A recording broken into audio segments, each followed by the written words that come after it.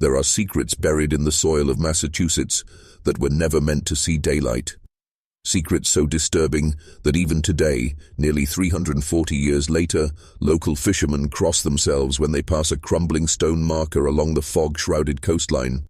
That marker bears only a date, 1687, and two names that once struck terror into every God-fearing colonist's heart: Ezekiel and Judith Harrington, brother and sister, husband and wife, and the architects of the most calculated evil ever documented in colonial America. What I'm about to reveal to you isn't just another dark history tale. This is forbidden knowledge about how power corrupts, how institutions fail, and how the most monstrous acts in human history are often committed by those society respects most. The Harrington siblings didn't just hunt witches for profit. They created an empire built on the screams of innocence, growing wealthy from seized properties and manufactured accusations.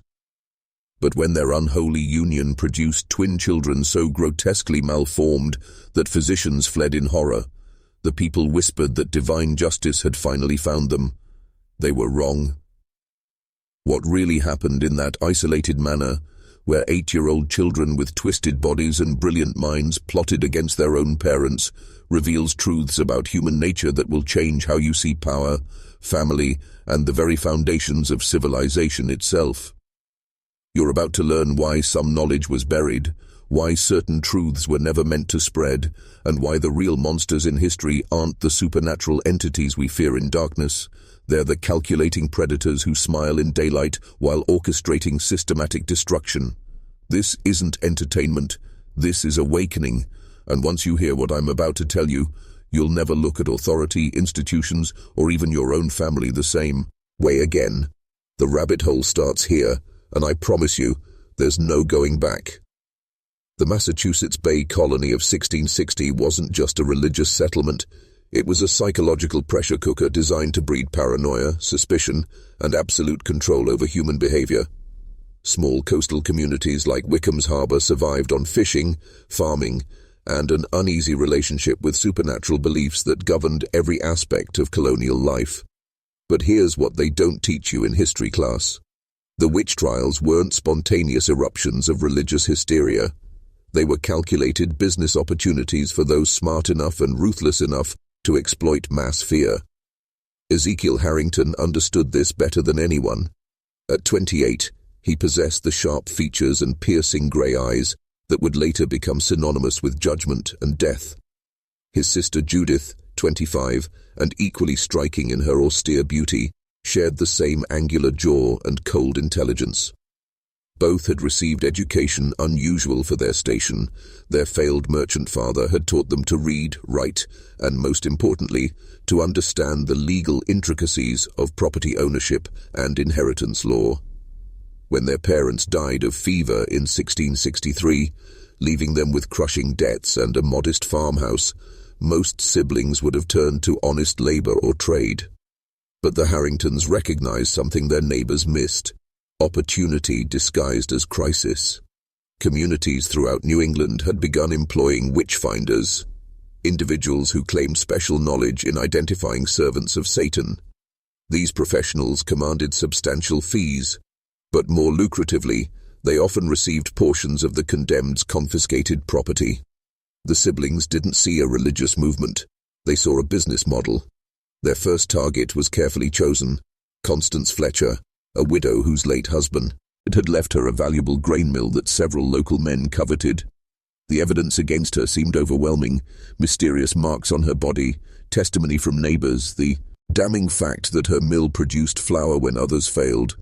But every piece of evidence was manufactured, every witness was coached, every mark was secretly inflicted.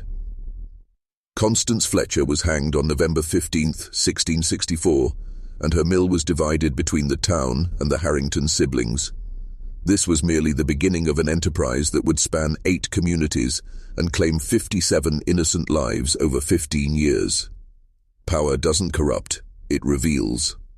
And what it revealed about Ezekiel and Judith Harrington was a level of calculated evil that would make seasoned investigators question the very nature of human consciousness.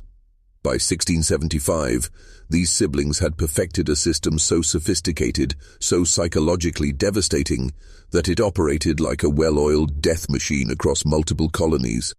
They didn't hunt witches randomly. They studied communities like predatory analysts, identifying social tensions, economic vulnerabilities, and personal grudges they could weaponize for profit. Their method was brutally elegant in its simplicity. They would arrive in troubled communities during times of crisis, crop failures, livestock deaths, mysterious illnesses, and present themselves as learned experts in supernatural detection. Ezekiel commanded attention through sheer presence, while Judith wielded influence through whispered suggestions and carefully planted doubts. Together they could transform neighborly disputes into life-or-death accusations within weeks. But here's the part that should terrify you. They always targeted the same type of victim: widows with valuable property, merchants whose businesses competed with local interests, farmers whose land was coveted by others, individuals whose deaths would financially benefit specific community members who became their willing accomplices and loyal customers. The Harringtons had discovered something that modern psychological warfare experts understand perfectly. Fear makes people complicit in their own destruction. When entire communities believed they were under supernatural attack, they would surrender their moral judgment to anyone claiming expertise in protection. The siblings exploited this surrender methodically, turning neighbors into informants, friends into executioners, and entire social structures into weapons of organized murder. Their victims never stood a chance because the game was rigged from the moment the Harringtons entered their communities. Evidence was manufactured in advance. Witnesses were selected and coached. Legal outcomes were predetermined through carefully cultivated relationships with corrupt officials. What appeared to be religious trials were actually elaborate theatrical productions designed to transfer wealth and eliminate inconvenient individuals. By 1675, they controlled assets worth more than £15,000, an enormous fortune that represented the life savings, properties, and accumulated wealth of dozens of murdered families. But accumulating wealth was only half their strategy. Protecting it would require an even more calculated decision that would ultimately damn not just themselves, but the innocent children born from their unholy union. The decision for siblings to marry wasn't born from passion or even convenience. It was the cold calculation of criminals who understood that their greatest vulnerability lay in the very laws designed to govern inheritance and partnership. By 1675, Ezekiel and Judith controlled a criminal empire worth more than most colonial governors possessed. But their wealth existed in a legal gray area that could collapse at any moment. If either sibling married outside the family, their spouse would gain legal rights to their assets, and more dangerously, potential access to the CA, reefily guarded secrets that made their fortune possible. If either died without direct heirs, complex inheritance laws might distribute their blood money among distant relatives or allow colonial governments to claim their properties. Their solution revealed the same ruthless pragmatism that characterized their entire careers. They would marry each other in secret, creating a legal structure that protected their wealth while ensuring their crimes remained buried within the family. The wedding took place on December 21st, 1675, during winter solstice, not from supernatural belief, but because the date's symbolic significance would appeal to the corrupt minister they had compromised during previous trials. The ceremony was held in their manor's basement, witnessed only by this broken clergyman and two servants threatened into silence. This wasn't a celebration of love or spiritual union. It was a business transaction designed to safeguard 15 years of accumulated murder profits. But the Harringtons had miscalculated something fundamental about the forces they were playing with. When you build an empire on the systematic destruction of innocent families, when you profit from the screams of the condemned, when you turn sacred institutions into weapons of greed, you create consequences that extend far beyond legal or financial considerations. The pregnancy that began in early 1676 seemed to validate their confidence initially. Judith's condition progressed normally through the first months, with no signs of complications. They hired skilled midwives, imported the finest foods and medicines, commissioned matching cradles crafted from mahogany and fitted with silk bedding. Everything was prepared for children destined to inherit great wealth and continue the family's dark legacy. But as the pregnancy advanced into its final trimester, signs began emerging that something was profoundly wrong. The movements within Judith's womb weren't typical fetal activity. They were violent, coordinated, almost combative in nature. The experienced midwife, Sarah Whitman, who had delivered over 300 babies, had never encountered anything like what was happening inside Judith Harrington's body. It was as though multiple entities were engaged in warfare, fighting each other with an intensity that suggested awareness far beyond normal fetal development. What emerged on March 15, 1677, after nearly 2 days of agonizing labor, challenged every assumption about human development, divine justice, and the consequences of unnatural choices. The twins that Sarah Whitman delivered were immediately recognizable as severely malformed.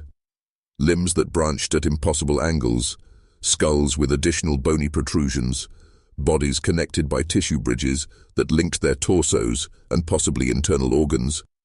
But what truly shocked the attending women was the realization that these children possessed awareness and coordination that seemed far beyond any developmental stage they could comprehend. Gabriel and Raphael, as their parents named them, choosing biblical names that might provide protection against supernatural interpretation, moved with purpose from their first moments of life. They grasped objects placed near them, seemed to communicate through sounds and gestures, and demonstrated an uncanny ability to coordinate their actions despite their physical limitations and apparent pain. The midwives whispered that it was as though 2 complete personalities inhabited bodies that should have been incapable of supporting such complex consciousness. But here's what the historical record doesn't capture about those first crucial months. The twins weren't just surviving against impossible odds. They were learning, growing, and developing capabilities that would eventually pose an existential threat to their parents' carefully constructed criminal empire. By their first birthday, Gabriel and Raphael had demonstrated intelligence that far exceeded normal developmental milestones. They had learned to manipulate objects with their limited mobility, developed complex communication methods that allowed them to coordinate their actions, and most significantly, had begun to understand and remember the conversations they overheard from their parents and visitors. The Harringtons had assumed their children's physical limitations would render them essentially harmless, dependent invalids who required care but posed no threat to family security. This assumption proved to be a catastrophic miscalculation that would ultimately cost them everything. Between 1677 and 1685, while Ezekiel and Judith continued their witch-hunting operations and expanded their wealth, Gabriel and Raphael were conducting their own kind of education.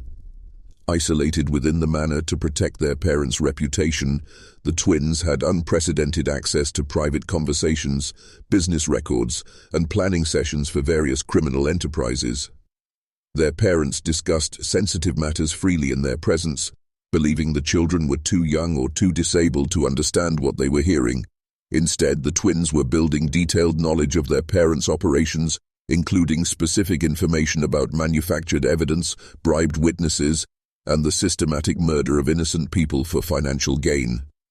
More devastating still was their growing understanding of their own condition, that their physical deformities weren't divine judgment or random misfortune, but the direct consequence of their parents' decision to commit incest to protect their criminal wealth. By age 8, Gabriel and Raphael Harrington had evolved into something unprecedented in colonial Massachusetts. Severely disabled children who possessed intellectual capabilities rivaling educated adults, combined with a comprehensive understanding of their parents' crimes and their own tragic origins. Their physical limitations had actually become advantages in ways their parents never anticipated. Unable to engage in normal childhood activities, the twins had devoted their entire existence to observation, analysis, and the accumulation of knowledge that would eventually prove devastating to the criminal empire built on their suffering. Despite their inability to walk normally or perform basic physical tasks without assistance, they had taught themselves to read by age 4, mastered mathematics by age 5, and were engaging in philosophical discussions that would challenge university students by their 7th year. But their most remarkable achievement was developing methods of documentation and communication that allowed them to record and share information despite their severe physical constraints. The twins had learned to remain completely silent and motionless when adults entered their vicinity, leading their parents to treat them as essentially invisible during sensitive conversations. This invisibility became their greatest weapon. While Ezekiel and Judith planned future witch trials, discussed optimal strategies for seizing properties, and calculated profits from their various criminal enterprises, Gabriel and Raphael were memorizing every detail, understanding every implication, and building comprehensive knowledge of their parents' operations that would have impressed experienced investigators. Their breakthrough came in the summer of 1685, when Margaret Caldwell arrived at the manor seeking employment as a servant. Margaret was the daughter of Thomas Caldwell, a blacksmith who had been executed for witchcraft in 1679 after the Harrington siblings orchestrated his accusation to acquire his valuable forge and prime real estate. She had no idea that her employers were responsible for her father's death. She knew only that they were wealthy, respected community members who might provide employment for a young woman left destitute by family tragedy. The twins recognized Margaret's surname from their parents' records and understood immediately that she represented their first opportunity to establish contact with the outside world. Their strategy for communication was both ingenious and heartbreaking. Despite their speech impediments and physical limitations, Gabriel and Raphael developed methods of leaving written messages in locations where Margaret would discover them during cleaning duties. These messages began simply with basic information about hidden documents and suspicious financial records, but gradually expanded to include detailed instructions about where to find evidence of their parents' crimes and how to avoid detection during her investigations. The children had spent years studying their parents' habits, learning their schedules, understanding their security measures, and identifying vulnerabilities in their carefully constructed protection systems. The messages that Gabriel and Raphael began leaving for Margaret Caldwell represented more than simple communication. They were the carefully crafted weapons of two brilliant minds who had spent their entire lives preparing for this moment of opportunity.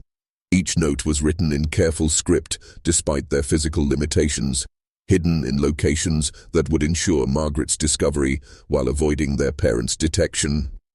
The twins had developed sophisticated understanding of household routines, servant duties, and the psychological patterns that governed adult behavior in their isolated manner. Their first messages focused on practical information: the location of hidden financial ledgers, the timing of their parents' private meetings, the names and descriptions of visitors who conducted business with the criminal enterprise. But as Margaret proved trustworthy and demonstrated courage in following their instructions, the twins began sharing more detailed intelligence about their parents' operations, including specific information about past crimes, current plans, and most importantly, the systematic methods used to manufacture evidence against innocent victims. What made these communications particularly devastating was the twins' unique perspective on their parents' psychology. Having observed Ezekiel and Judith in their most private moments, Gabriel and Raphael understood their motivations, fears, and decision-making processes better than any outside investigator could have achieved through traditional surveillance. They knew which accusations would trigger defensive responses, which evidence would be most difficult to dismiss, and which psychological pressure points would be most effective in dismantling their parents' carefully constructed public personas. The children's intelligence went beyond simple observation. They had developed theoretical frameworks for understanding criminal behavior that would have impressed university professors. Their physical isolation had forced them to become students of human nature, analyzing the patterns and motivations that drove their parents' actions and predicting future behaviors based on careful study of past decisions. When Margaret discovered the first cache of financial records that the twins directed her to, she found herself looking at documentation that provided irrefutable proof of systematic murder for profit. The ledgers contained itemized lists of confiscated properties, estimated values, preparation costs, and witness fees that revealed the business-like nature of the Harrington witch trials. More damning still were the detailed maps marking locations of seized assets and notations about their current ownership, many of which had been transferred to the siblings themselves or their known associates. But the twins' most powerful contribution to Margaret's investigation was their ability to predict their parents' future actions and warn her about potential dangers. Gabriel and Raphael had learned to distinguish between different types of visitors and could provide advance warning when particularly dangerous individuals were scheduled to arrive at the manor. Margaret Caldwell's discovery of the hidden financial records marked a turning point that would expose one of the most systematic criminal enterprises in colonial American history. But possessing evidence and surviving long enough to use it were entirely different challenges. The twins had made it clear through their messages that if Ezekiel and Judith discovered her knowledge, they would eliminate her using the same methods they had perfected against dozens of other victims over 2 decades of operation. Margaret's solution demonstrated both remarkable courage and strategic thinking that would have impressed experienced criminal investigators. Rather than attempting to flee with the evidence or confront the siblings directly, she began secretly copying the most incriminating documents while simultaneously establishing contact with Father Benedict Thorne, a Jesuit priest who had recently arrived in Boston from France. Father Thorne possessed the theological knowledge to understand supernatural implications, the political connections to investigate powerful colonial figures, and most importantly, the institutional backing to challenge individuals who believe themselves above earthly justice. The priest's expertise in both theology and natural philosophy made him uniquely qualified to understand the full dimensions of what Margaret was revealing. Unlike colonial authorities who might dismiss supernatural accusations as beyond their jurisdiction or medical professionals who might focus solely on physical evidence, Father Thorne could investigate both the criminal and spiritual aspects of systematic evil that had operated unchecked for nearly a quarter-century.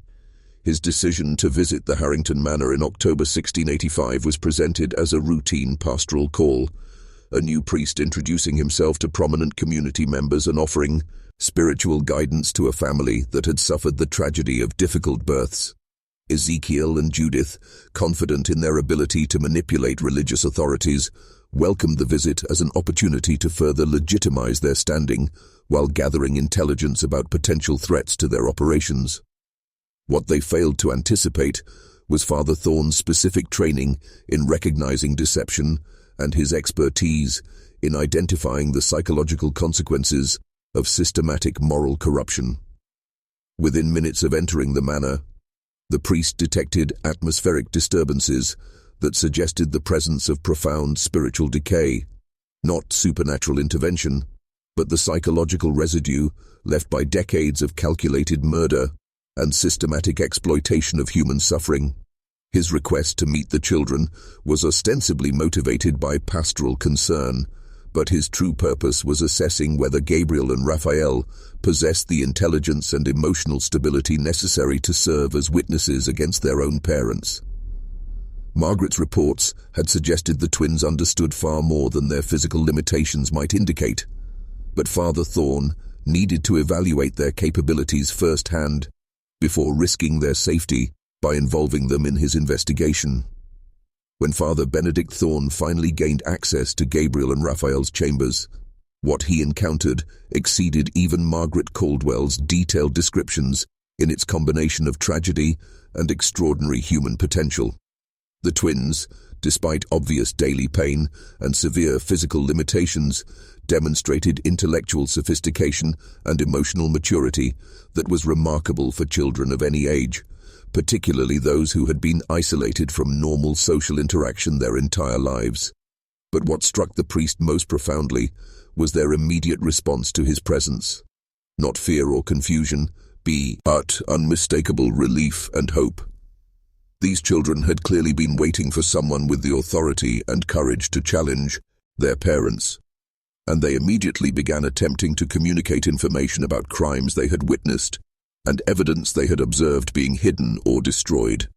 Father Thorn's theological training had included instruction in ministering to victims of extreme persecution, and he recognized in Gabriel and Raphael the same combination of suffering, awareness, and desperate determination he had observed in torture survivors and religious martyrs. But unlike previous cases, where victims had been adults capable of explaining their situations and seeking justice independently, these twins were trapped by their physical dependence on the very individuals responsible for both their condition and their suffering. The priest's interview with the children, conducted carefully over several secret visits arranged by Margaret, revealed levels of abuse that went far beyond simple neglect or medical ignorance. Ezekiel and Judith had used their children's isolation and helplessness to conduct psychological experiments designed to test human endurance limits and cognitive development under extreme stress. The twins described years of painful medical procedures performed without anesthesia, intellectual tasks assigned under threat of withdrawn food or comfort, and systematic documentation of their responses for sale to European physicians interested in the effects of consanguineous reproduction on human offspring. Most horrifying was their revelation that their parents had been planning to expand their exploitation by arranging private exhibitions for wealthy individuals curious about medical anomalies, essentially turning their children's suffering into entertainment for profit. But Gabriel and Raphael also provided Father Thorn with his most powerful weapons against the Harrington criminal enterprise: detailed memories of conversations and events that corroborated the documentary evidence found in their parents' hidden records. Despite their youth and physical limitations, the twins possessed nearly perfect recall of names, dates, locations, and specific criminal activities they had observed over years of enforced invisibility during their parents' business dealings. Their testimony couldn't be dismissed as fantasy or confusion because it aligned precisely with financial records, witness statements, and physical evidence that Father Thorn's investigation had independently verified. Father Thorn's investigation had evolved from skeptical inquiry into comprehensive documentation of evil that exceeded his worst expectations about human capacity for systematic moral destruction.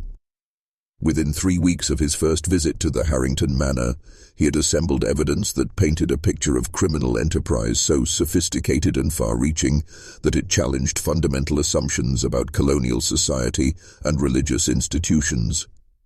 His resources included the Catholic Church's administrative networks, which possessed investigative capabilities that surpassed crude colonial legal systems, and access to international intelligence sources that had been tracking similar criminal patterns across multiple European settlements.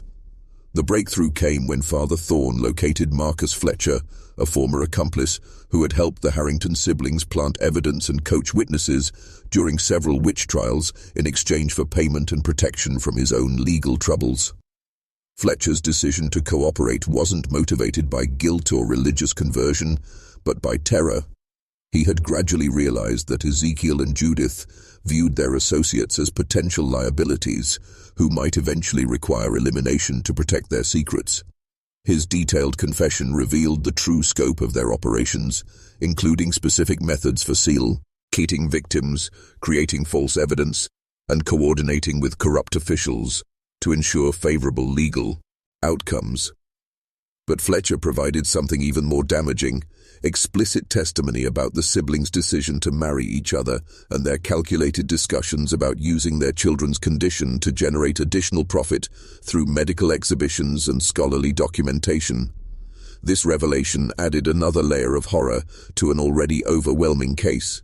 The Harringtons had condemned innocent families to death for financial gain, brought children into the world through incestuous union designed to protect criminal wealth, and were now planning to exploit their offspring's suffering for entertainment and academic study. The final months of 1685 brought escalating psychological warfare as multiple forces converged on the Harrington Manor. Father Thorn possessed irrefutable evidence, but faced the delicate challenge of exposing dangerous criminals without triggering violent retaliation against witnesses and victims. Gabriel and Raphael had grown increasingly bold in documenting their parents' activities, using their position as supposedly helpless invalids to observe and record information that even Margaret couldn't Caldwell access safely. Meanwhile, Ezekiel and Judith had begun detecting security breaches in their hidden records. Scratch marks on concealed hinges, displaced dust patterns on documents, subtle pencil markings on pages containing the most incriminating evidence. Their initial suspicions focused on Margaret, but brutal interrogation revealed that while she possessed knowledge of their crimes, she couldn't have been responsible for all the breaches they were discovering. The truth that their own children had been systematically gathering evidence against them was so far outside their psychological framework that neither sibling initially considered the possibility. The crisis that would bring the entire criminal empire crashing down began when Ezekiel discovered that someone with intimate knowledge of his security measures had been accessing his most sensitive files repeatedly over several months. The evidence was subtle but unmistakable to someone who had spent decades perfecting methods of concealment and deception.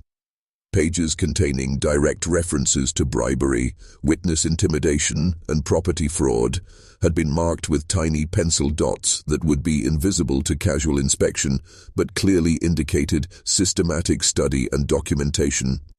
More disturbing was the realization that whoever had gained access possessed sufficient expertise to identify the most legally damaging materials while avoiding detection during multiple intrusions.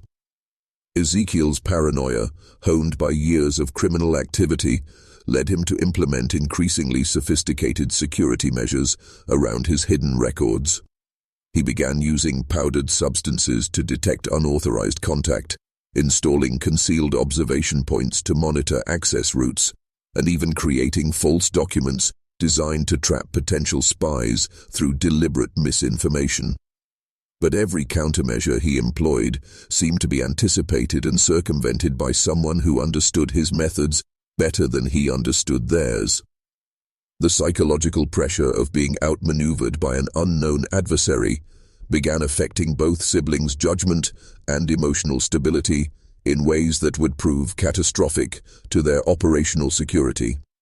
Meanwhile, Gabriel and Raphael had evolved their intelligence-gathering activities into something approaching professional espionage operations.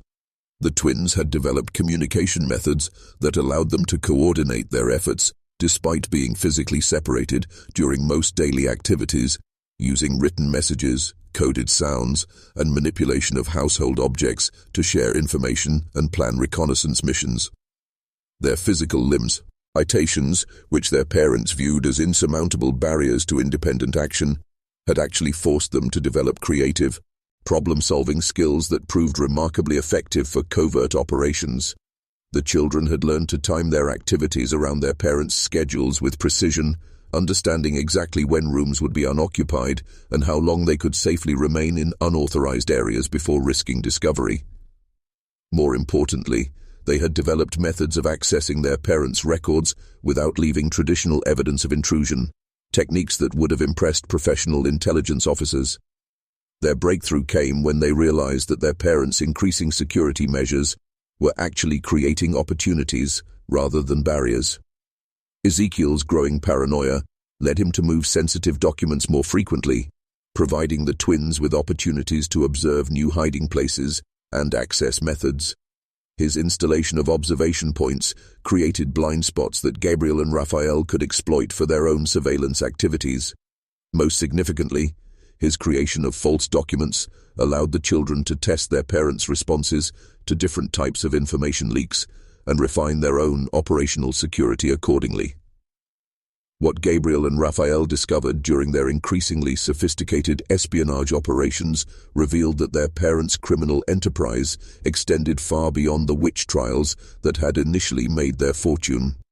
The hidden documents they accessed contained evidence of a criminal network that included slave trading, land fraud, currency counterfeiting, and systematic blackmail operations that reached into the highest levels of colonial government and religious institutions.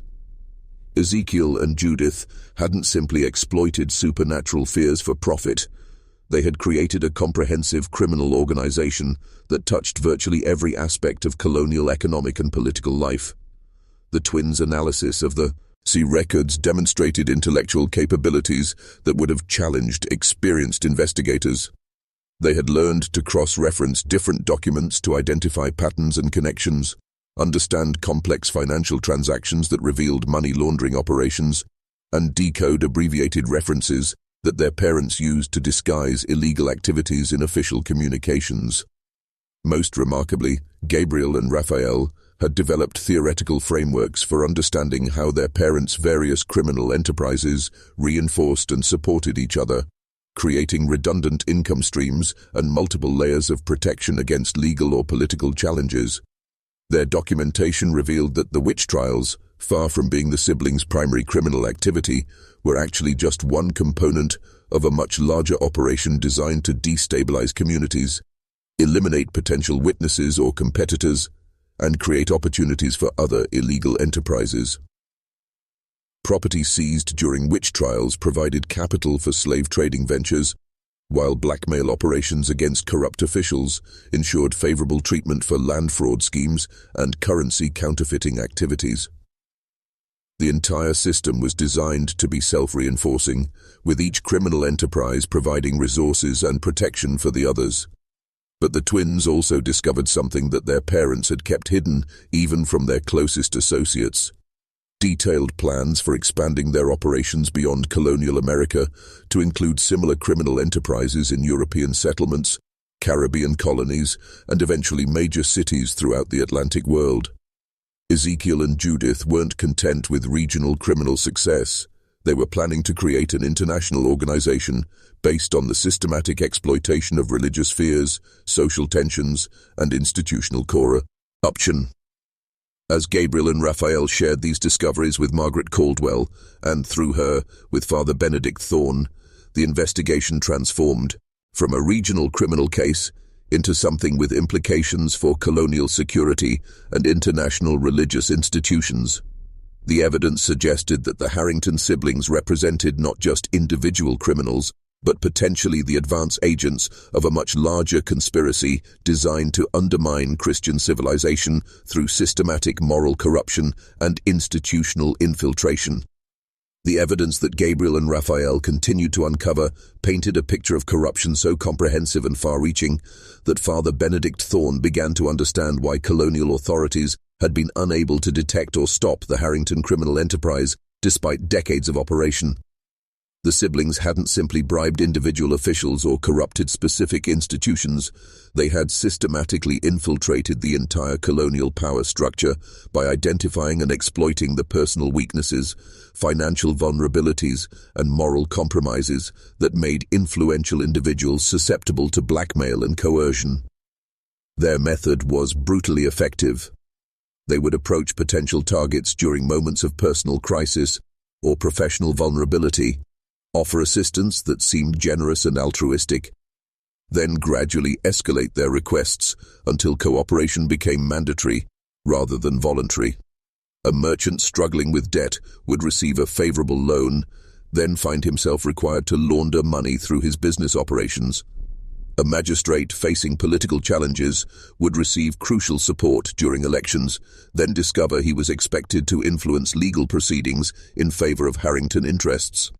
A minister experiencing theological doubts would be provided with intellectual companionship and validation, then asked to provide intelligence about his congregation's private affairs and financial situations. The twins' documentation revealed that their parents had created detailed psychological profiles of hundreds of colonial leaders, analyzing their personalities, motivations, fears, and desires with scientific precision. These profiles were used to predict how different individuals would respond to various forms of pressure or inducement, allowing the siblings to customize their corruption strategies for maximum effectiveness with minimal risk of exposure. But Gabriel and Raphael had also discovered something that terrified even their analytically sophisticated minds: evidence that their parents were planning to use them as weapons in their expanding criminal operations.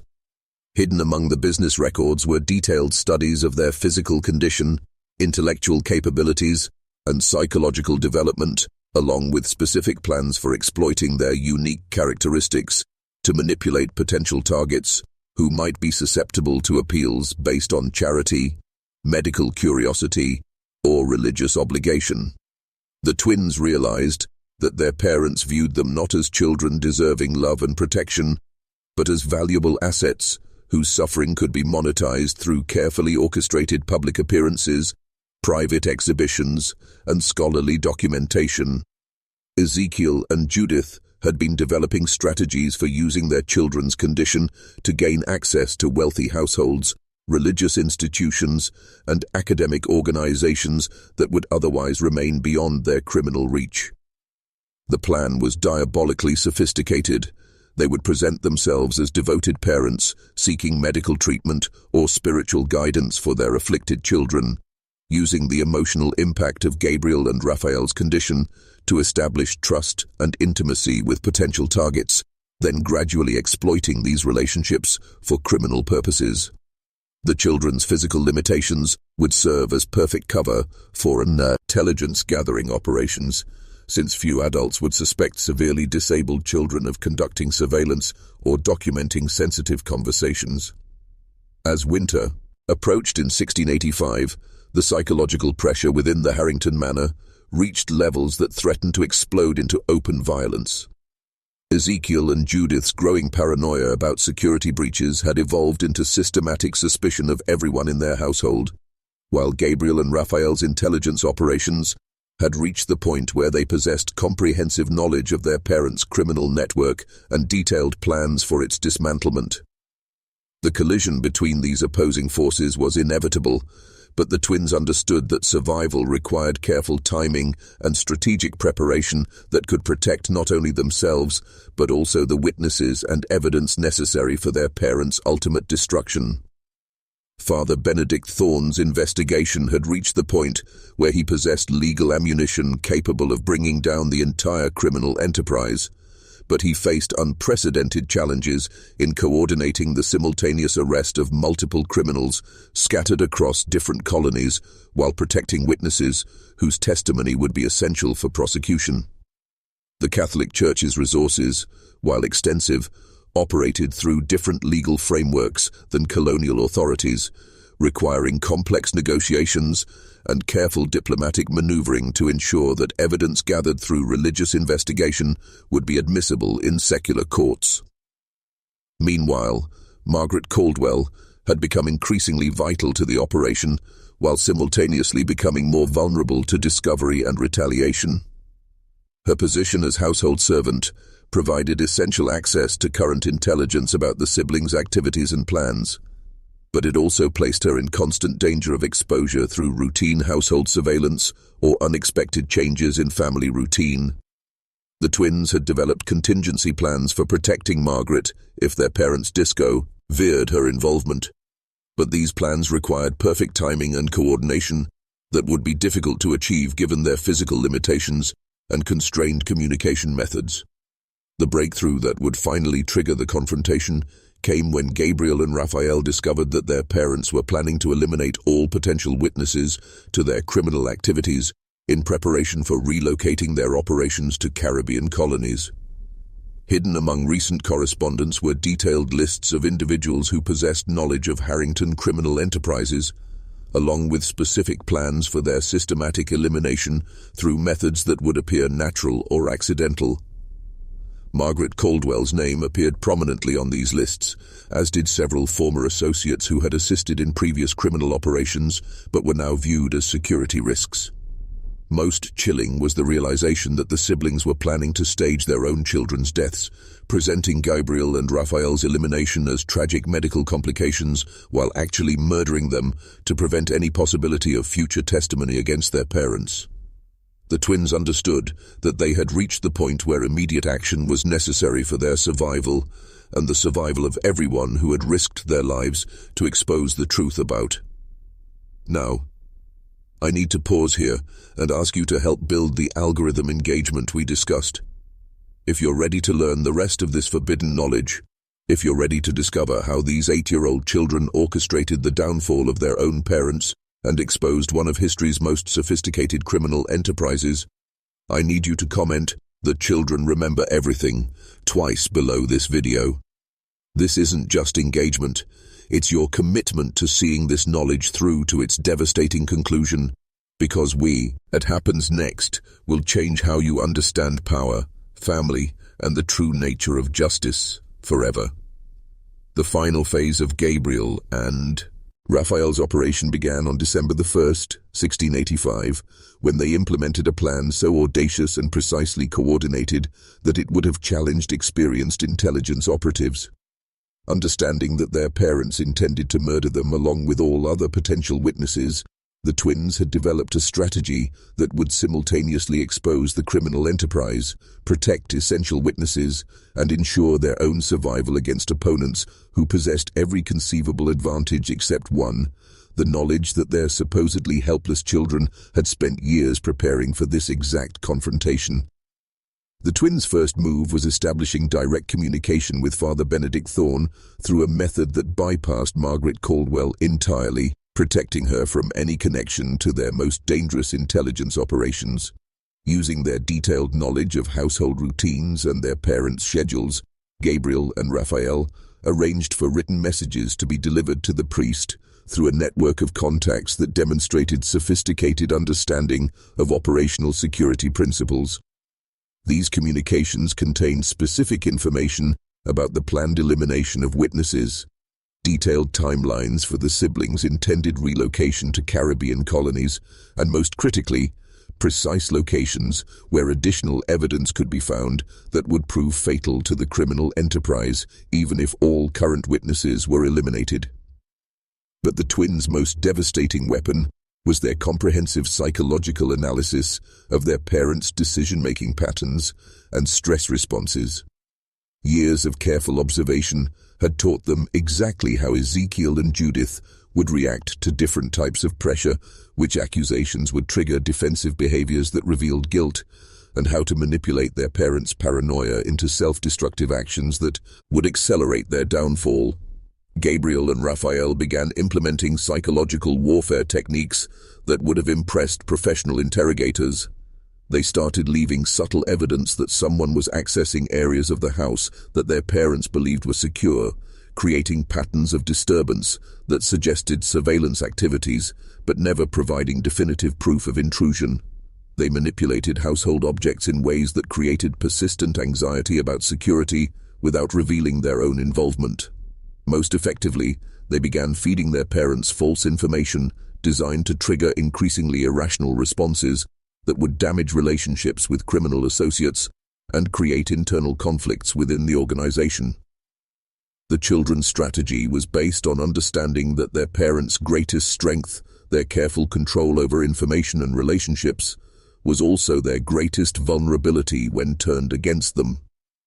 By creating uncertainty about the security of their criminal network, the twins could force Ezekiel and Judith into defensive actions that would expose the very secrets they were trying to protect. The psychological warfare that Gabriel and Raphael waged against their parents demonstrated levels of strategic thinking that would have impressed military commanders and intelligence professionals. Understanding that direct confrontation was impossible given their physical limitations, the twins had developed indirect methods for manipulating their parents' decision-making processes that proved remarkably effective against opponents who had spent decades perfecting techniques of deception and control. Their first major success came when they managed to convince Ezekiel that Marcus Fletcher, his former accomplice, was planning to betray the criminal organization to colonial authorities.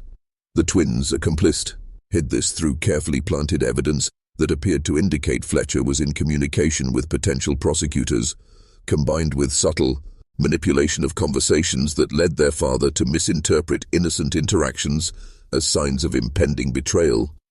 Ezekiel's response to this perceived threat revealed the true nature of his character and the methods he used to maintain control over his criminal network. Rather than attempting to negotiate with Fletcher or verify the accuracy of his suspicions, Ezekiel immediately began planning his former associate's elimination through methods designed to appear accidental while sending clear messages to other potential betrayers about the consequences of disloyalty. But the twins had anticipated this reaction and had already warned Father Benedict Thorne about the danger to Fletcher's life. allowing the priest to intervene with protective surveillance that saved Fletcher while providing additional evidence of the siblings' murderous intentions. This intervention created exactly the result Gabriel and Raphael had planned. Ezekiel's growing conviction that his criminal network was under comprehensive attack by enemies who possessed inside information about his methods and plans. Meanwhile, Judith's psychological stability began deteriorating under the pressure of constant surveillance, unexplained security breaches, and her brother's increasingly erratic decision-making. The twins had correctly identified that Judith was the more emotionally volatile of their parents, and they concentrated their psychological pressure on exploiting her fears about losing control over the criminal enterprise they had spent decades building. Their methods included subtle manipulation of her personal belongings, creation of mysterious sounds and disturbances that suggested unauthorized presence in supposedly secure areas, and most effectively, carefully timed questions and observations that demonstrated knowledge of information she believed was secret. As Judith's emotional stability declined, she began making strategic mistakes that provided additional evidence for Father Benedict Thorne's investigation, while simultaneously creating conflicts within the criminal organization that accelerated its collapse. Her growing paranoia led her to suspect loyal associates of betrayal, resulting in accusations and confrontations that damaged essential relationships and created new enemies among previously cooperative criminal partners. By mid-December 1685, the Harrington criminal empire was collapsing from within as Gabriel and Raphael's psychological manipulation campaign achieved results that exceeded even their carefully calculated expectations. Ezekiel and Judith's relationship with each other began deteriorating under the pressure of constant crisis management and mutual suspicion about responsibility for their organization's security failures. The siblings, who had operated as perfectly coordinated partners for over 20 years, found themselves arguing about strategy, questioning each other's judgment, and making increasingly desperate decisions that accelerated their downfall while providing additional evidence for their eventual prosecution. The twins' strategy had been based on understanding that their parents' greatest asset, their absolute trust in each other, was also a critical vulnerability that could be exploited through careful pressure applied to their individual psychological weak points. By creating situations that forced Ezekiel and Judith to blame each other for operational failures, Gabriel and Raphael had managed to transform their parents' partnership from a source of strength into a source of mutual destruction. Father Benedict Thorne's investigation had reached the point where he possessed sufficient evidence to prosecute not only the Harrington siblings, but also dozens of their associates throughout multiple colonies. But he priest understood that the most powerful testimony would come from the children themselves, if they could survive long enough to provide it. The evidence suggested that Ezekiel and Judith were planning to eliminate Gabriel and Raphael within days, making immediate intervention necessary to protect the twins while preserving their value as witnesses against the criminal organization. The priest's solution demonstrated both tactical brilliance and profound moral courage. Rather than attempting to arrest the siblings directly, which might have triggered violent resistance that could endanger the children, Father Thorne arranged for simultaneous raids on multiple locations associated with the criminal network, creating a crisis that would force Ezekiel and Judith to focus on protecting their assets and associates rather than eliminating potential witnesses. The coordination required for this operation involved Catholic Church resources, colonial legal authorities, and international intelligence networks that had been investigating similar criminal organizations in European settlements. On December 18, 1685, coordinated raids began at dawn across 6 different colonies, targeting properties, associates, and financial resources that the Harrington siblings had accumulated over 2 decades of systematic criminal activity. The evidence seized during these raids provided irrefutable proof of crimes that ranged from individual murders to large-scale fraud operations that had affected hundreds of families and corrupted entire colonial institutions. But the most dramatic confrontation was yet to come, as Ezekiel and Judith realized that their carefully constructed empire was collapsing and that their only hope for escape lay in eliminating all witnesses to their crimes, including their own children. The final confrontation began on December the 19th, 1685, when Ezekiel and Judith realized that their criminal empire was collapsing beyond any possibility of salvation and that their only hope for survival lay in the complete elimination of everyone who possessed knowledge of their crimes. The raids that had begun the previous day had captured most of their associates, seized the majority of their assets, and provided authorities with documentary evidence that would ensure conviction for dozens of capital crimes. But rather than attempting to flee or negotiate surrender, the siblings made a decision that revealed the true depths of their moral corruption. They would murder their own children and stage their deaths as medical complications, then attempt to escape to European colonies where they might rebuild their criminal operations using hidden assets that authorities had not yet discovered. Gabriel and Raphael had anticipated this exact scenario and had spent weeks preparing contingency plans that would protect themselves while ensuring that their parents' final crimes would provide the definitive evidence necessary for their ultimate prosecution. The twins understood that their physical limitations made direct resistance impossible, but they had developed psychological and strategic weapons that would prove effective against parents who had consistently underestimated their intelligence and capabilities.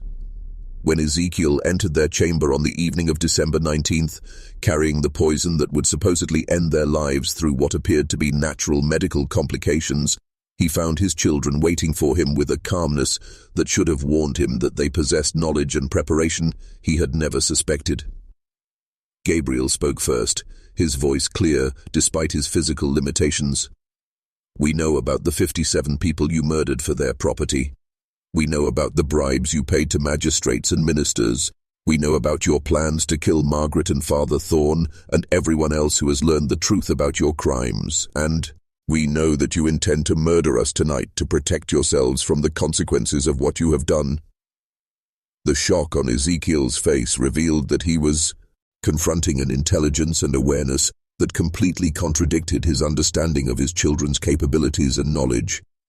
But before he could respond, Raphael continued, "What you don't know is that we have spent the last 8 years documenting every crime you have committed, every person you have murdered, every property you have stolen. Father Benedict Thorne possesses copies of your financial records, your correspondence with criminal associates, and detailed testimony about your methods for manufacturing evidence against innocent people. Margaret Caldwell has provided sworn statements about your discussions of planned murders and your intentions to expand your criminal operations to Caribbean colonies. And most importantly, we have prepared our own testimony about our observations of your activities and our understanding of your motivations and methods." The confrontation that followed would be remembered as one of the most psychologically devastating encounters in colonial American history, as two physically disabled children systematically destroyed their parents' psychological defenses while revealing the full extent of their knowledge about decades of systematic criminal activity. Ezekiel and Judith's initial shock at their children's awareness quickly transformed into desperate rage as they realized that Gabriel and Raphael possessed not only comprehensive knowledge of their crimes, but also detailed understanding of their psychological motivations and strategic methods. But the twins had prepared for this reaction and responded with calm precision that demonstrated years of careful planning and preparation. Gabriel continued, "You chose to marry each other, not from love or even convenience, but because you needed to protect your criminal wealth from inheritance laws and potential exposure through marriage to outsiders. You brought us into the world knowing that your incestuous union would likely produce children with severe physical deformities. But you calculated that the legal and financial benefits outweighed our suffering and the moral implications of your decision. You have used our condition to manipulate sympathy from potential victims and to gain access to households and institutions that would otherwise remain beyond your criminal reach." Raphael added, "You have discussed selling us to European physicians interested in studying the effects of consanguineous reproduction. You have planned to stage public exhibitions of our deformities for profit. You have used our physical dependence on you to conduct medical experiments without anesthesia, testing our pain tolerance and cognitive development under extreme stress. You have documented our responses to various forms of psychological and physical torture for sale to academic institutions studying human development and endurance limits. The psychological impact of these revelations on parents who had believed their children were unaware of their true nature was devastating. Ezekiel and Judith had spent years treating Gabriel and Raphael as essentially invisible, discussing their most sensitive criminal activities in their presence, while assuming that physical disabilities indicated cognitive limitations and emotional ignorance. The realization that their children had been consciously observing, analyzing, and documenting their activities for years created a level of psychological shock that shattered their careful emotional control and strategic thinking. But the twins had not finished their psychological assault. Gabriel revealed, "We know that you planned to murder us tonight using poison that would appear to be natural medical complications. We know that you have already murdered Marcus Fletcher to prevent his testimony against your criminal organization. We know that you have ordered the elimination of at least 12 other potential witnesses, including Margaret Caldwell and Father Benedict Thorne, and we know that you believe you can escape to Caribbean colonies using assets hidden in accounts that you think authorities have not discovered." What happened next would be recorded in church documents and colonial legal proceedings as one of the most complete psychological and moral collapses ever witnessed by criminal investigators. As Gabriel and Raphael systematically revealed the depth of their knowledge and the extent of their preparation, Ezekiel and Judith began to understand that their supposedly helpless children had orchestrated the destruction of their entire criminal empire with precision that rivaled professional intelligence operations. The twins had not simply observed their parents' activities. They had studied, analyzed, and documented them with scientific methodologies that would have impressed university researchers. Raphael continued, "Father Benedict Thorne possesses detailed maps of every property you have seized through false witch trials, along with financial calculations showing that your criminal enterprise has generated profits equivalent to the combined wealth of most colonial governors. He has testimony from 17 surviving witnesses who can provide specific information about your methods for manufacturing evidence, bribing officials, and intimidating potential opponents. He has comprehensive documentation of your criminal network, including the names and locations of associates in 6 different colonies and 3 European settlements," Gabriel added. "But most importantly, he has our testimony about your psychological and strategic methods, your motivations for choosing specific victims, and your plans for expanding your criminal operations internationally. We have provided detailed analysis of your decision-making processes, your responses to different types of pressure, and your methods for corrupting religious and legal institutions. We have explained how you used our physical condition to manipulate potential targets, and how you planned to exploit our suffering for additional criminal opportunities." The revelation that their children had not only discovered their secrets, but had also developed sophisticated theoretical frameworks for understanding and explaining their criminal methods represented a level of intellectual and strategic defeat that went beyond simple exposure or arrest. Ezekiel and Judith realized that Gabriel and Raphael had achieved something that no previous opponent had managed. They had completely understood and anticipated their parents' psychological and strategic patterns, then used that understanding to orchestrate their systematic destruction. The twins had proven themselves to be intellectually and strategically superior to parents who had spent decades believing themselves to be uniquely intelligent and capable criminal masterminds. As this realization sank in, the psychological foundation that had supported their criminal careers for over 20 years began to crumble. They had built their entire identity around the belief that they possessed superior intelligence and strategic capability that allowed them to manipulate and exploit others without fear of discovery or retaliation. The discovery that their own children had surpassed their abilities while systematically documenting their failures represented a form of psychological destruction that was more devastating than any physical punishment or legal consequence. The final moments of the Harrington criminal empire revealed truths about power, family, and moral corruption that would echo through colonial history for generations.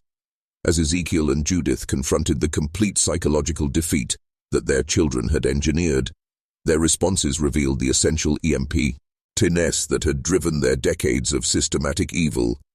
They possessed no genuine emotional connection to Gabriel and Raphael, no natural parental affection that might have motivated protection or sacrifice, no moral framework that could have guided them toward redemption or repentance. Instead, their primary concern remained self-preservation and escape, even as they faced irrefutable evidence that their criminal careers were permanently ended. But the twins had anticipated even this final selfishness and had prepared accordingly. Gabriel revealed, "Father Benedict Thorne's agents have been monitoring your hidden assets in Caribbean banks for the past month. The accounts you believe could fund your escape have been frozen pending investigation of their connection to colonial criminal activities. The ship you arranged to transport you to European settlements has been seized by authorities who possess detailed information about its intended cargo and passengers. The safe houses you established in other colonies have been placed under surveillance by investigators who know exactly when and how you plan to use them." Raphael continued, "You have no escape routes that we have not anticipated and blocked. You have no hidden resources that we have not identified and exposed. You have no criminal associates who have not been arrested or turned into prosecution witnesses. You have no secrets that we have not documented and shared with authorities. Your criminal empire is not just collapsing, it has been systematically dismantled by opponents who understood your methods better than you understood them yourselves." The psychological impact of this comprehensive defeat was visible in the physical collapse of both siblings. Ezekiel, who had spent decades commanding fear and respect through his imposing presence and calculated cruelty, appeared to shrink into himself as he realized that his carefully constructed identity had been revealed as essentially hollow. Judith, whose manipulative intelligence had been her primary source of self-worth, seemed unable to process the reality that she had been intellectually outmaneuvered by children she had dismissed as cognitively limited and emotionally insignificant. But Gabriel and Raphael had not orchestrated this confrontation simply for revenge or personal satisfaction. Their ultimate goal was ensuring that the truth about their parents' crimes would be preserved, and that justice would be achieved for all the innocent victims who had suffered during 20 years of systematic exploitation and murder. As Father Benedict Thorne and colonial authorities entered the manor to make their final arrests, the twins provided testimony that would form the foundation for one of the most comprehensive criminal prosecutions in colonial American history.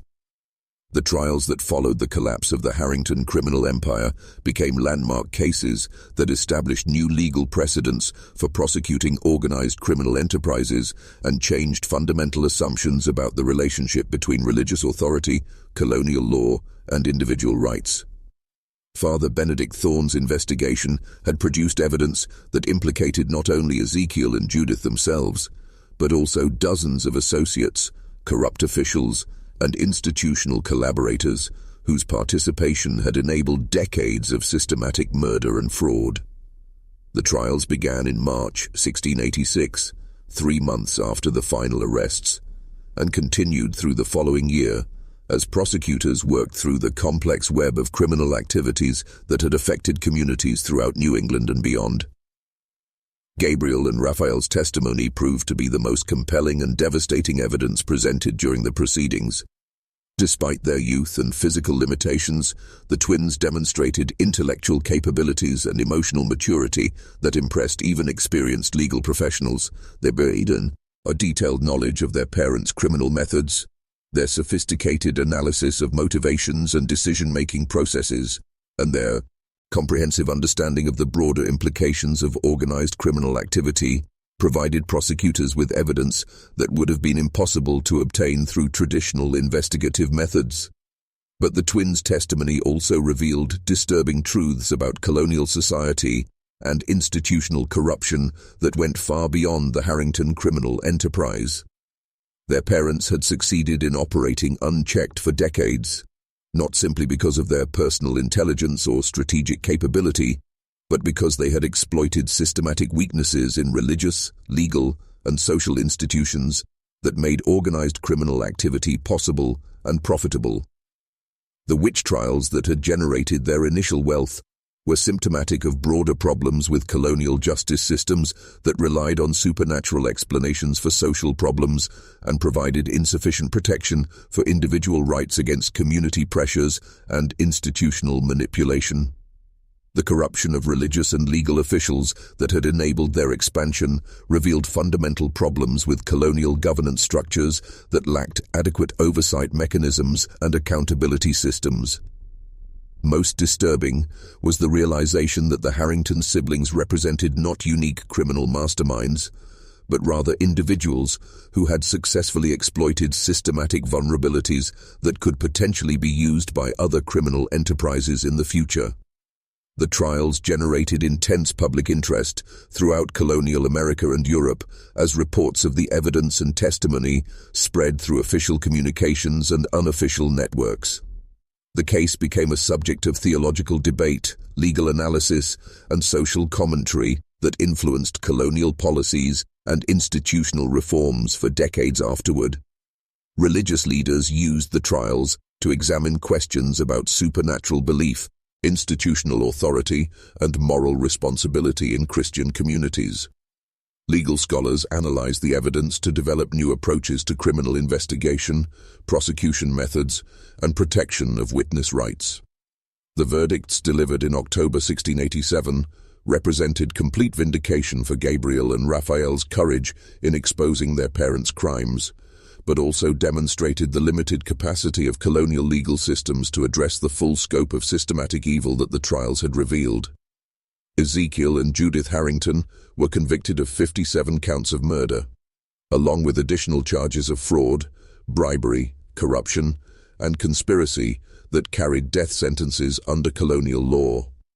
Their execution, carried out on November 15, 1687, exactly 23 years after their first victim, Constance Fletcher, had been hanged based on their manufactured evidence, was attended by hundreds of observers who viewed it as divine justice finally achieved.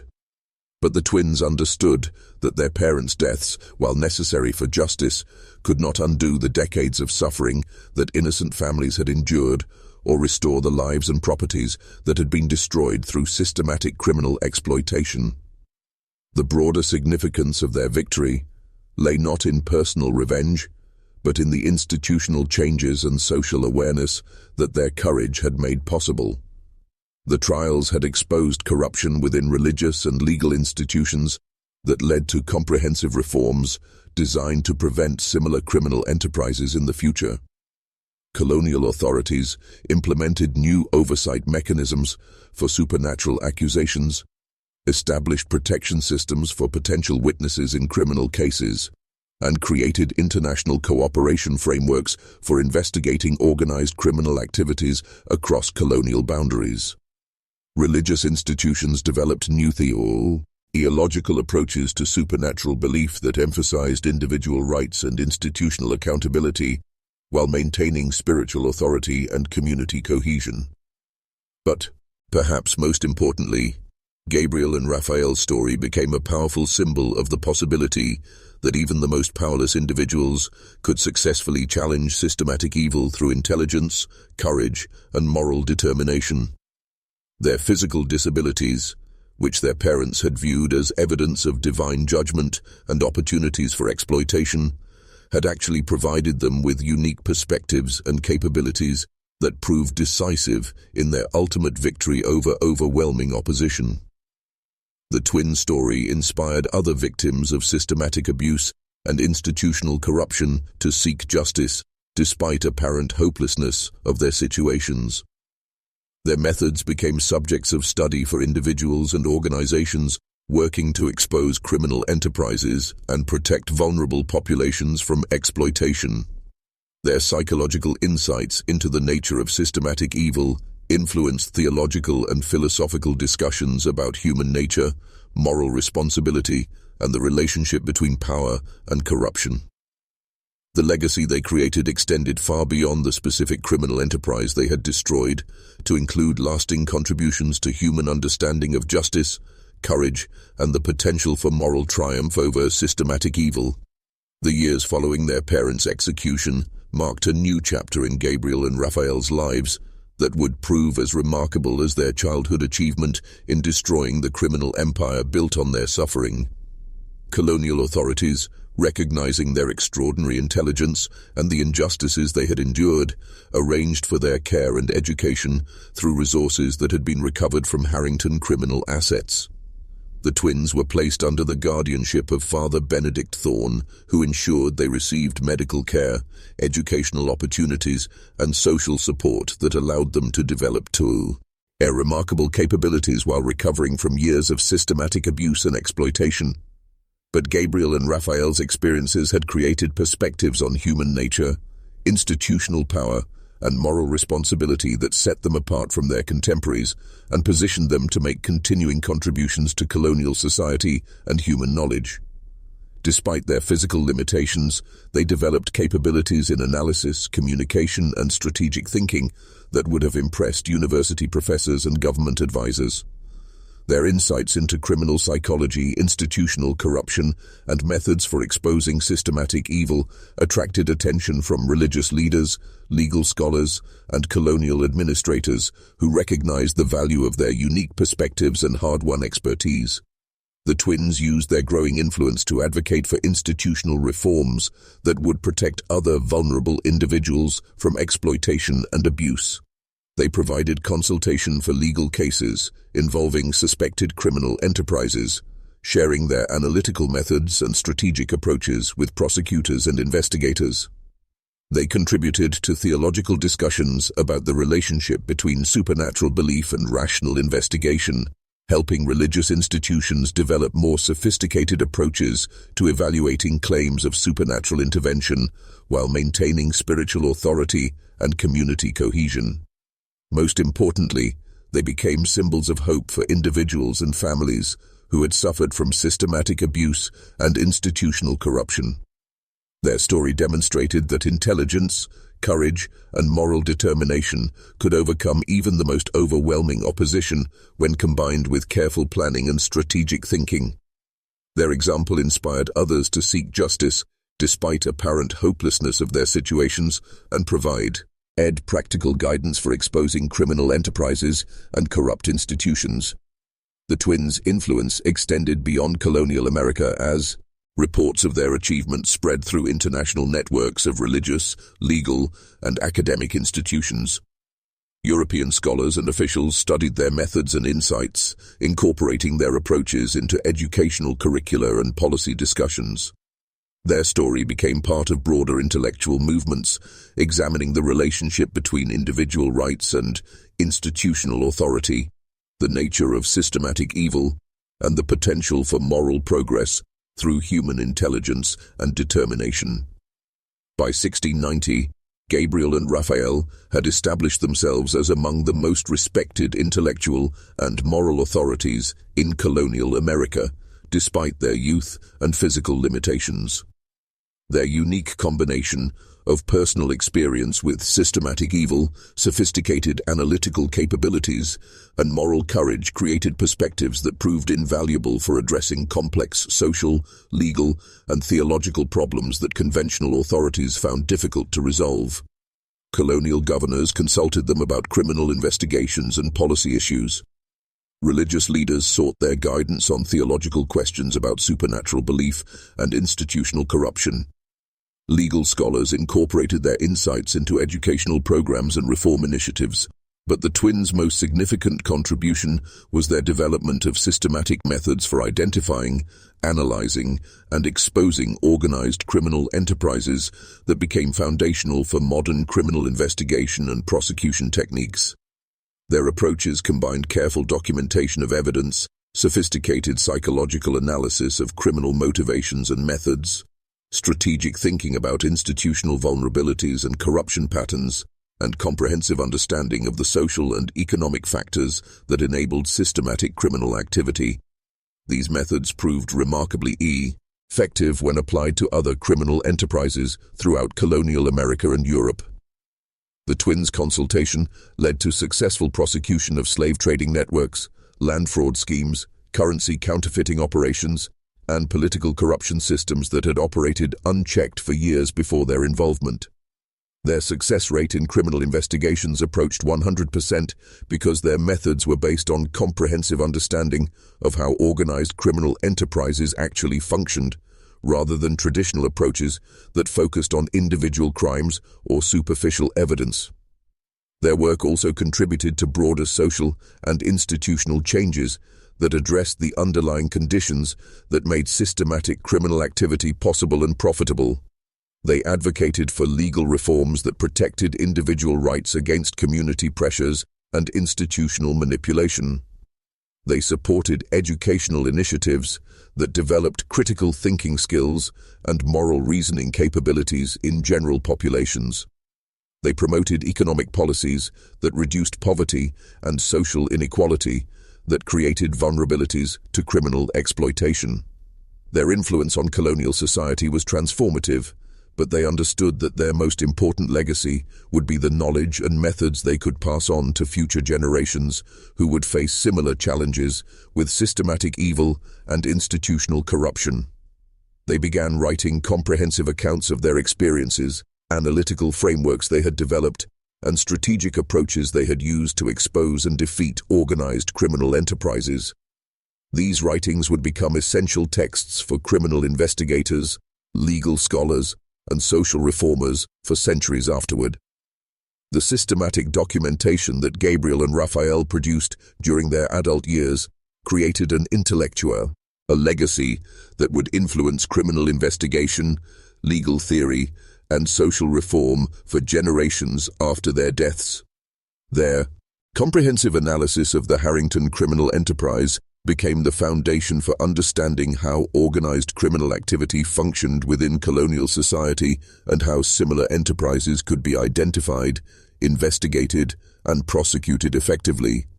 But their work went beyond simple case study to include theoretical frameworks for understanding the psychological, social, and institutional factors that enabled systematic evil to flourish in civilized communities. Their writings revealed patterns and principles that applied to criminal enterprises throughout history and across different cultural contexts.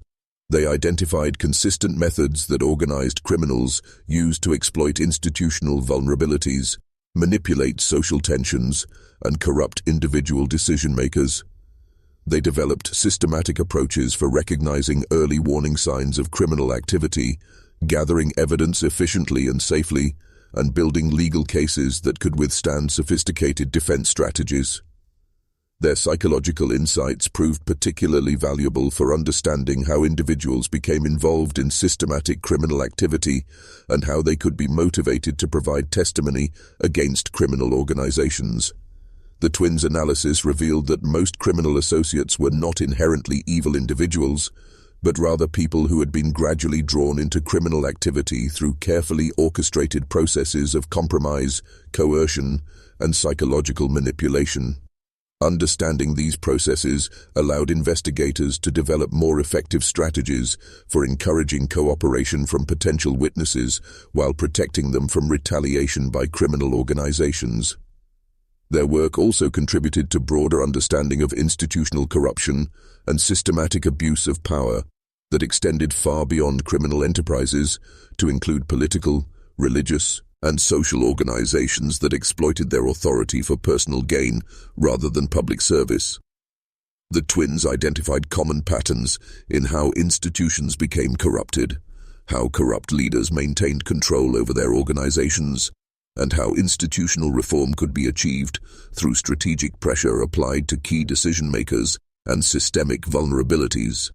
But perhaps their most important contribution was demonstrating that individual courage and intelligence, when properly applied through systematic analysis and strategic planning, could successfully challenge even the most powerful and well-established criminal enterprises.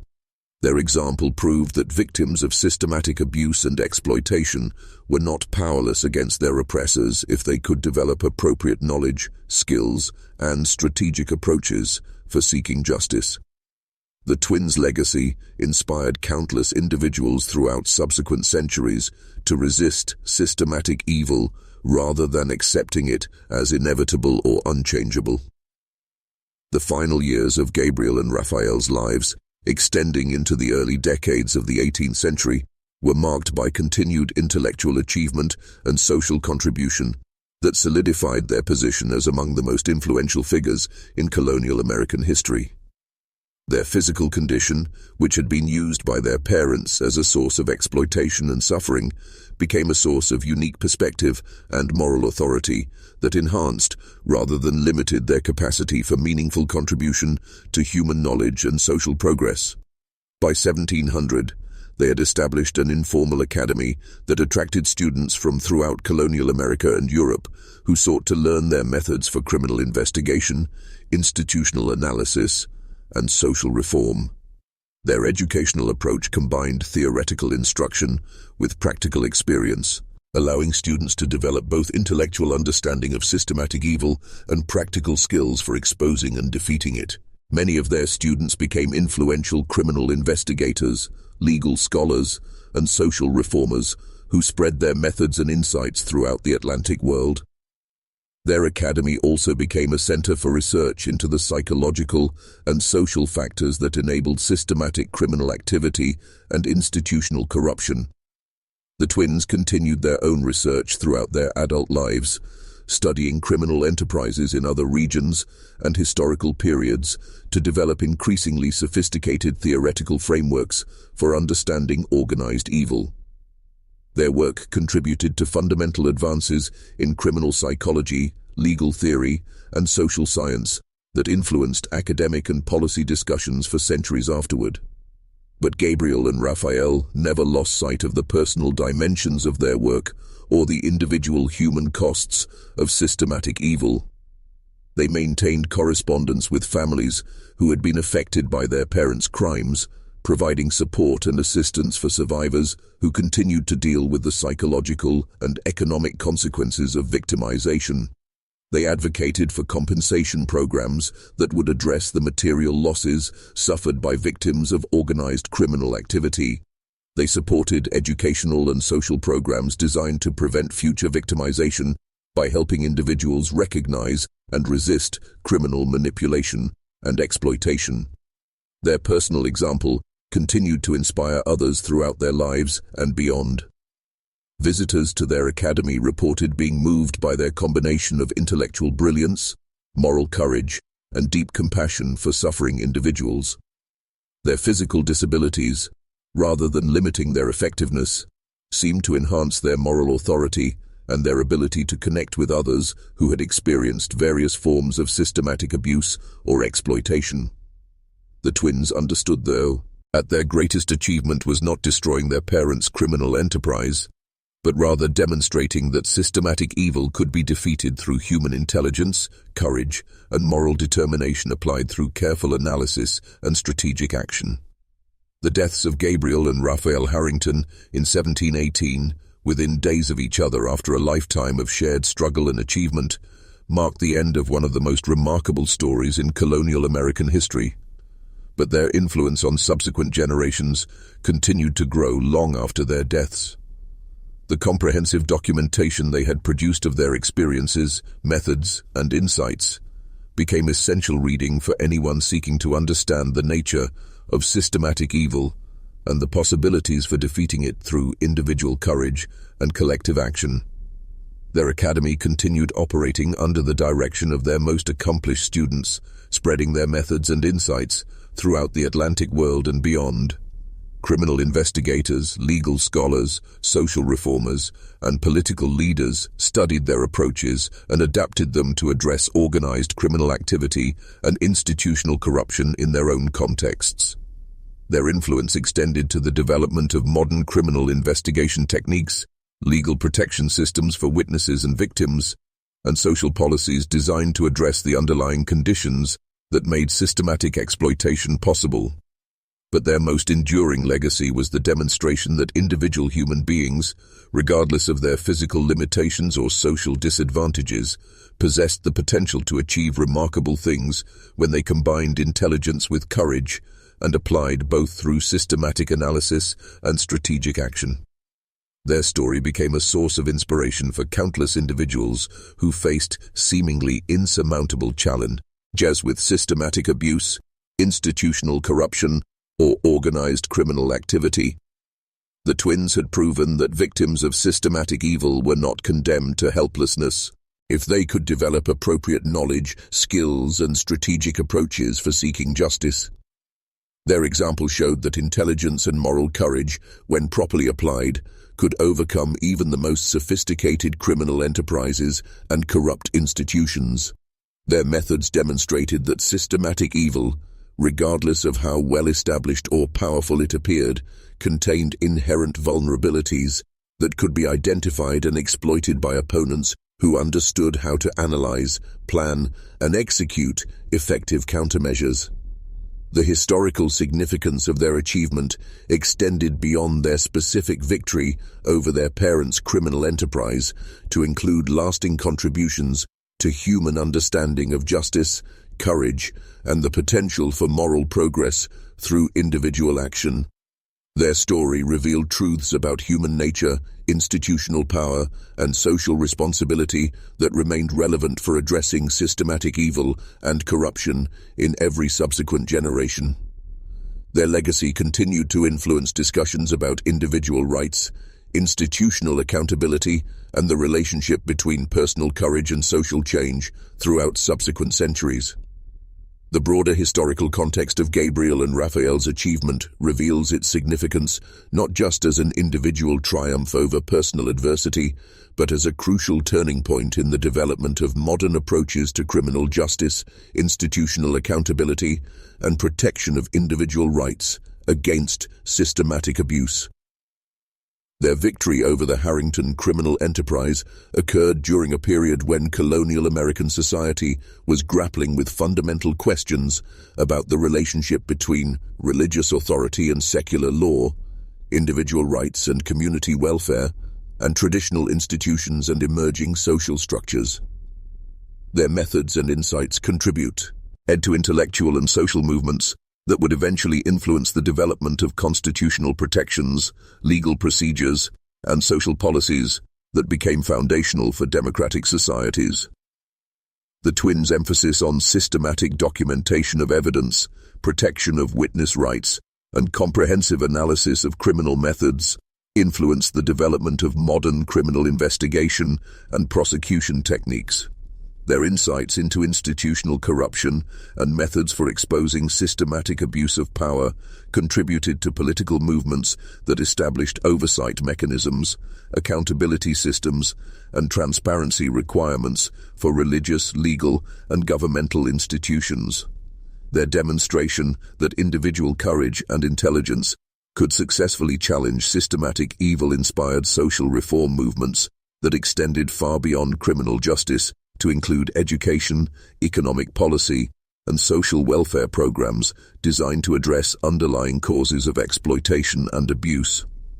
But perhaps most importantly, their story provided evidence that moral progress was possible through human effort and intelligence, rather than simply through divine intervention or historical inevitability. Their achievement demonstrated that systematic evil, regardless of how well-established or powerful it appeared, could be defeated through careful analysis, strategic planning, and sustained courage applied by individuals who were willing to sacrifice personal safety for the pursuit of justice. This lesson proved invaluable for subsequent generations who faced similar challenges with organized criminal activity, institutional corruption, and systematic abuse of power. The twins' legacy influenced resistance movements against slavery, political oppression, economic exploitation, and social discrimination throughout subsequent centuries. Their methods were studied and adapted by civil rights leaders, labor organizers, political reformers, and social justice advocates who found their approaches effective for exposing and challenging various forms of systematic evil.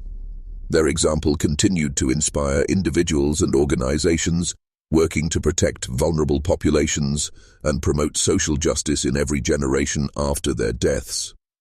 The enduring relevance of their story demonstrates that the fundamental human capacity for moral courage and intelligent resistance to systematic evil remains as important today as it was in colonial America. The lessons that emerge from Gabriel and Raphael's extraordinary life story extend far beyond historical interest to provide practical guidance for recognizing, analyzing, and defeating systematic evil in contemporary society. Their methods remain remarkably relevant for addressing organized criminal activity, institutional corruption, and systematic abuse that continue to threaten individual rights and social welfare in every generation. Modern criminal investigators, social reformers, and justice advocates continue to study their approaches and adapt them to current challenges with human trafficking, financial fraud, political corruption, and institutional abuse. The twins' emphasis on systematic documentation, comprehensive analysis, and strategic planning provides frameworks that are as effective today as they were in colonial America.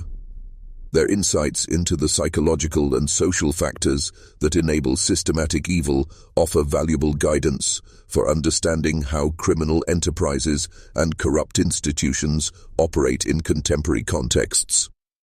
Their demonstration that individual courage and intelligence can successfully challenge even the most powerful opposition continues to inspire people who face seemingly insurmountable obstacles in their pursuit of justice and social reform. But their story also reveals uncomfortable truths about human nature and social institutions that remain relevant for contemporary society. The ease with which us and legal institutions were corrupted during their parents' criminal career demonstrates ongoing vulnerabilities in modern institutions that depend on public trust and moral authority. The willingness of community members to participate in systematic murder and property theft, when presented with supernatural explanations, reveals psychological and social dynamics that continue to make populations susceptible to manipulation by criminal enterprises and corrupt leaders. The effectiveness of their parents' methods for identifying and exploiting individual psychological vulnerabilities provides insights into how modern criminal organizations and corrupt institutions continue to recruit participants and silence opposition. These lessons suggest that the vigilance, analytical thinking, and moral courage that Gabriel and Raphael demonstrated remain essential for protecting individual rights and social welfare against systematic evil in every generation.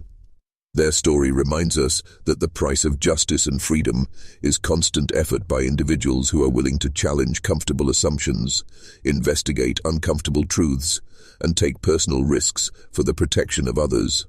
Modern society continues to produce criminal enterprises, corrupt institutions, and systematic abuse that require the same kind of intelligence, courage, and strategic thinking that the twins used to defeat their parents' organization.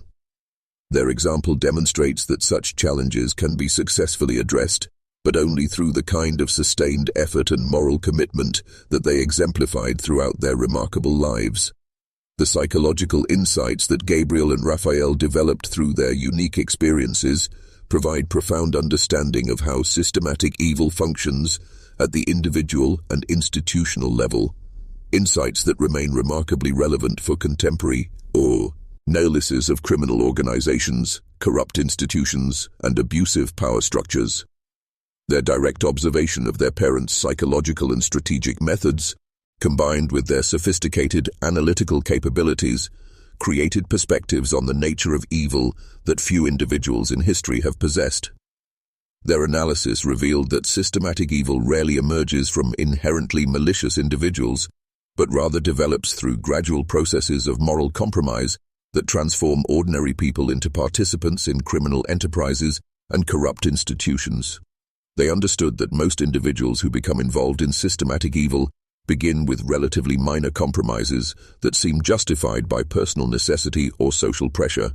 then find themselves drawn deeper into criminal activity through psychological manipulation and escalating commitment that makes retreat increasingly difficult.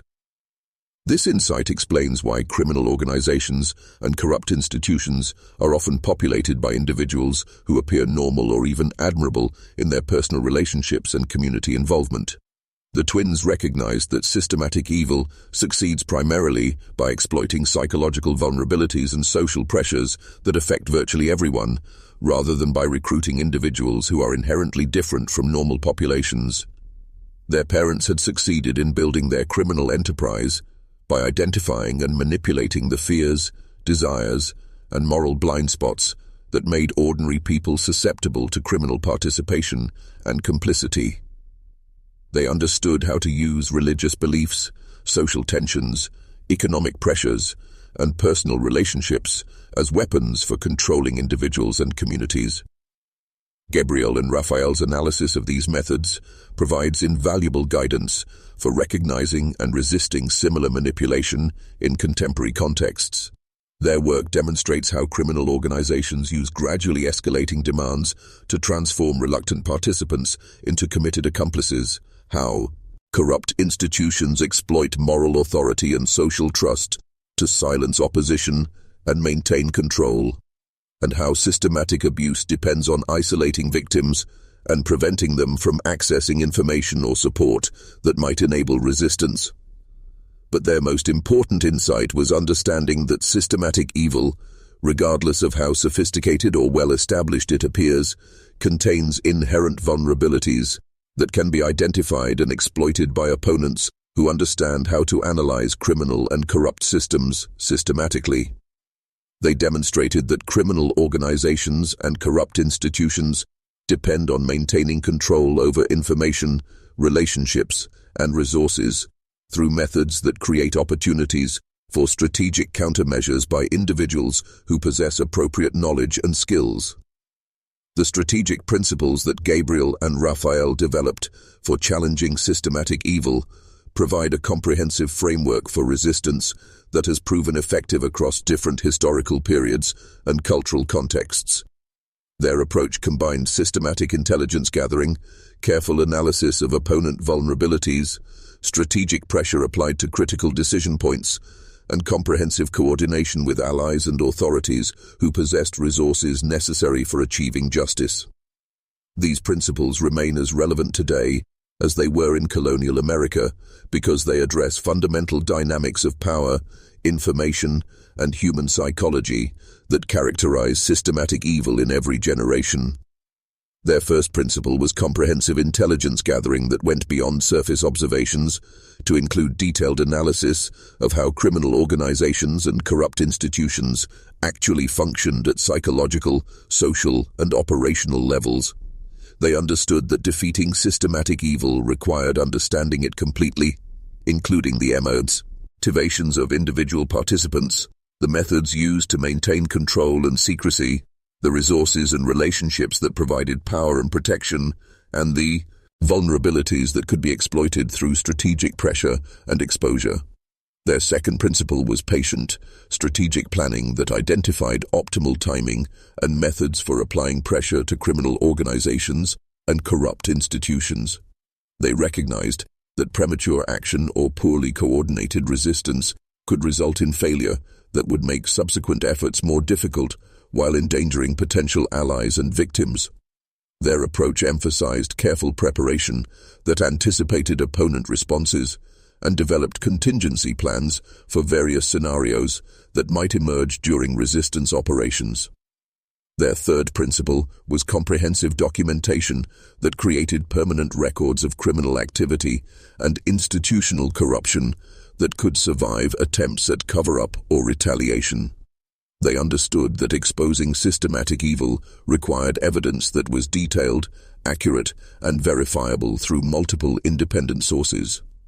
Their documentation methods provided models for contemporary whistleblowers, investigators, and reform advocates who face similar challenges with powerful opponents who possess resources for suppressing inconvenient information. Their fourth principle was strategic alliance building that created networks of support among individuals and institutions who shared interests in defeating systematic evil. They recognized that individual courage and intelligence, while necessary for challenging criminal organizations and corrupt institutions, were insufficient without broader social and institutional support that could provide protection, resources, and authority necessary for achieving lasting change.